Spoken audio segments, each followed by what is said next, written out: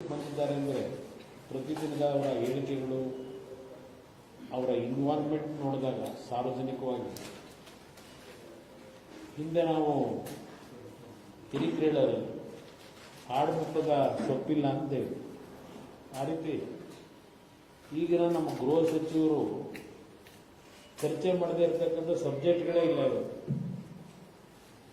ಎಲ್ಲದರಲ್ಲೂ ನಾನು ಪಾರದರ್ಶಕವಾದಂಥ, ಪರಿಶುದ್ಧವಾದಂಥ ನಡವಳಿಕೆಯಿಂದ ಇರತಕ್ಕಂಥವನು ಅಂತಕ್ಕಂಥದ್ದನ್ನು ಪ್ರತಿನಿತ್ಯ ಹೇಳ್ತಕ್ಕಂಥದ್ದು ನೋಡಿದ್ದೇನೆ. ಇತ್ತೀಚೆಗೆ ಈ KPSCಯ ಹಗರಣ ಬಹುಶಃ ನಮ್ಮ ರಾಜ್ಯಕ್ಕೆ ಅದೇನೋ ಆ KPSCಯ ಸಂಸ್ಥೆ ಬಗ್ಗೆ ಒಂದು ರೀತಿ ಸಾರ್ವಜನಿಕವಾಗಿ ಯಾವುದೇ ರೀತಿಯ ಆ ಸಂಸ್ಥೆ ಬಗ್ಗೆ ವಿಶ್ವಾಸ ಇಲ್ಲ. ಹಲವಾರು ವರ್ಷಗಳಿಂದ ಈ KPSCಯ ಕರ್ಮಕಾಂಡಗಳು ಹಗರಣ ಅಂತ ಹೇಳಿ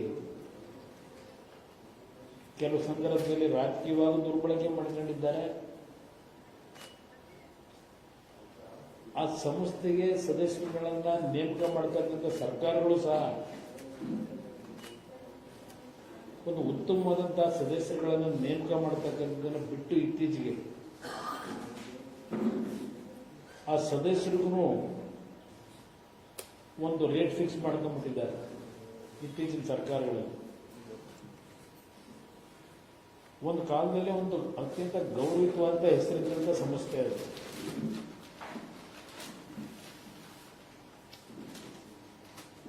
ಆ ಸಂಸ್ಥೆ ಬಗ್ಗೆ ಹಲವಾರು ಉತ್ತಮವಾದಂತಹ ಸದಸ್ಯರುಗಳು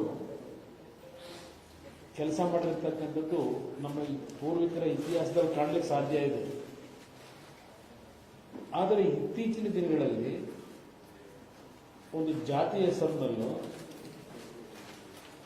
ಇಲ್ಲ ಆ ಸದಸ್ಯತ್ವಕ್ಕೆ ನೇಮಕ ಮಾಡಬೇಕಾದ್ರೆ ಹಣ ನಿಗದಿ ಮಾಡಿ ಸರ್ಕಾರಗಳು ನೇಮಕ ಮಾಡತಕ್ಕಂಥದ್ದು, ಈ ರೀತಿಯಲ್ಲಿ ಹಂತ ಹಂತವಾಗಿ ಆ ಸಂಸ್ಥೆಯನ್ನು ಕಲುಷಿತಗೊಳಿಸಿರತಕ್ಕಂಥದ್ದು, ಆ ಸಂಸ್ಥೆಯ ಬಗ್ಗೆ ವಿಶ್ವಾಸ ಮೂಡದೇ ಇರತಕ್ಕಂಥದ್ದಕ್ಕೆ ಕಾರಣ ಪ್ರಮುಖವಾಗಿ ಸರ್ಕಾರವೇ ಅಂತಕ್ಕಂಥದ್ದನ್ನು ನಾನು ನೇರವಾಗಿ ಹೇಳಲಿಕ್ಕೆ ಬಯಸ್ತೇನೆ. ಪಾಪ ನಿನ್ನೆ ದಿನ ಹೇಳಿದ್ದಾರೆ, ನಮ್ಮ ಆಡುಮುಟ್ಟದ ಸೊಪ್ಪಿಲ್ಲದೆ ಇರ್ತಕ್ಕಂಥ ಪ್ರಿಯಾಂಕಾ ಕೃಪಾಪೋಷಿತ ಮಂಡಳಿ ಇದು ಈಗ ನಡೀತಾ ಇರತಕ್ಕಂಥದ್ದು ಎಲ್ಲ ವಿಷಯಗಳಿಗೂ ಪಾಪ ನಿಂತಿದ್ದಾರೆ. ನಿನ್ನೆ ಅವರು ಹೇಳ್ತಾರೆ,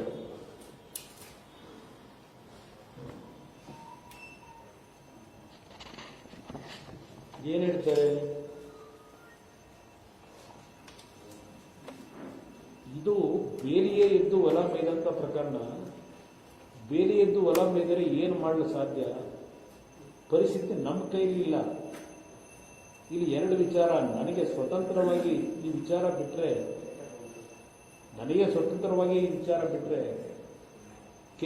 KPSCನ ರದ್ದು ಮಾಡ್ತೀನಿ. ಅದು ಸಂವಿಧಾನಾತ್ಮಕವಾಗಿಯೇ ಮಾಡಬೇಕಾಗುತ್ತದೆ, ಹೊಸ ಕಾನೂನು ತರಬೇಕಾಗ್ತದೆ. ಕಾನೂನು ಮಾಡೋರು ನಾವೇ. ಹೌದಪ್ಪ, ಕಾನೂನು ಮಾಡೋರು ನೀವೇ. ನಾವೇ ಅಂದ್ರೆ ನೀವು ಅಂದ್ರೆ ನಾವು ಅಂದ್ರೆ ಸರ್ಕಾರ ನಡೆಸ್ತಾರೆ ಕಾನೂನು ಮಾಡೋದು ಜನಪ್ರತಿನಿಧಿಗಳು. ನೀವು ಹೇಳೋದು ಒಪ್ತೀನಪ್ಪ. ಇಲ್ಲಿ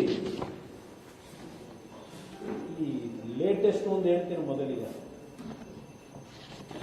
ಯಾರೋ ಜ್ಞಾನೇಂದ್ರ ಕುಮಾರ್ ಇವತ್ತು ಗೃಹ ಸಚಿವರಿಗೆ ಕೇಳ್ತೇನೆ, ಏನ್ ಹೇಳಿಕೆ ಕೊಡ್ತೀರಿ? ಮಾಧ್ಯಮದಲ್ಲಿ ನಾಪತ್ತೆ ಆಗಿಲ್ಲ ಅಂತಕ್ಕಂಥ ಸುದ್ದಿ ಬಂತು. Jnanendra Kumar officer controller, examination controller ಅವರಿಗೆ ಕಳೆದ 2 ವರ್ಷದಿಂದ ಇರಬಹುದು. ಈ ವ್ಯಕ್ತಿ ಯಾವಾಗ ಇಡಿ ರೈಡು ಇದೆಲ್ಲ ಶುರು ಆಯ್ತು, ಯಾವಾಗ ಈ ಉದ್ಭವ ಆಗಿದ್ದೆ ಹಾಗೆ ಯಾರೋ ಒಬ್ಬ ಮಂಜುನಾಥ್ ಅಂತ ಯಾರೋ ವ್ಯಕ್ತಿ 80 ಲಕ್ಷ ರೂಪಾಯಿ ಡಿಮ್ಯಾಂಡ್ ಇಟ್ಟಿದ್ದಾರೆ ಈ ಪಶುವೈದ್ಯಕೀಯ ಅಭ್ಯರ್ಥಿಗಳನ್ನು ಆಯ್ಕೆ ಮಾಡಲಿಕ್ಕೆ. 40 ಲಕ್ಷ ಅಡ್ವಾನ್ಸ್ ಕೇಳಿದ್ದಾರೆ, 80 ಲಕ್ಷ ಫಿಕ್ಸ್ ಆಗಿದೆ ಅಂತಕ್ಕಂಥದ್ದು ಆ ವ್ಯಕ್ತಿಯ ಒಂದು ಆಪಾದನೆ ಏನಿದೆ. ಆ ಆಪಾದನೆ ಬಂದ ನಂತರ ಇಡಿಯವರು ಸಡನ್ ಆಗಿ ಈ ಕೇಸ್ನ ತಗೋತಾರೆ. ಯಾವಾಗ ದುಡ್ಡಿನ ವ್ಯವಹಾರ ಪ್ರಾರಂಭ ಆಯಿತು ಅಂತ. ಆಗ ಈ ವ್ಯಕ್ತಿ ನಾಪತ್ತೆ ಆಗಿದ್ದಾನೆ ಅಂತಕ್ಕಂಥದ್ದು ಸಾರ್ವಜನಿಕವಾಗಿ ಚರ್ಚೆ ಪ್ರಾರಂಭ ಆಯಿತು. ಏನ್ ಹೇಳಿದ್ರು? ಫಸ್ಟ್ ಹೇಳ್ತಾರೆ ಅವರು ತಂದೆ ಹುಷಾರಿಲ್ಲ,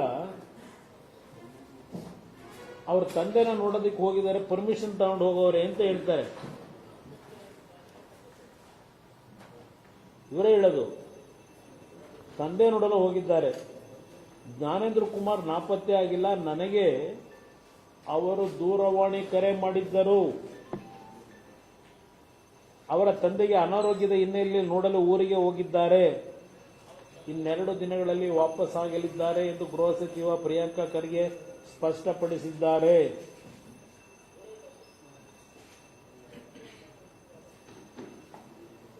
ಈ ಬಗ್ಗೆ ಇಮೇಲ್ ಮುಖಾಂತರ ಮೇಲಿನ ಅಧಿಕಾರಿಗಳಿಗೂ ತಿಳಿಸಿದ್ದಾರೆ ಅಂತೇಳಿ ಹೇಳಿಕೆ ಕೊಟ್ಟವರೇ ನಮ್ಮ ಗೃಹ ಸಚಿವರು ಪ್ರಿಯಾಂಕ ಖರ್ಗೆ.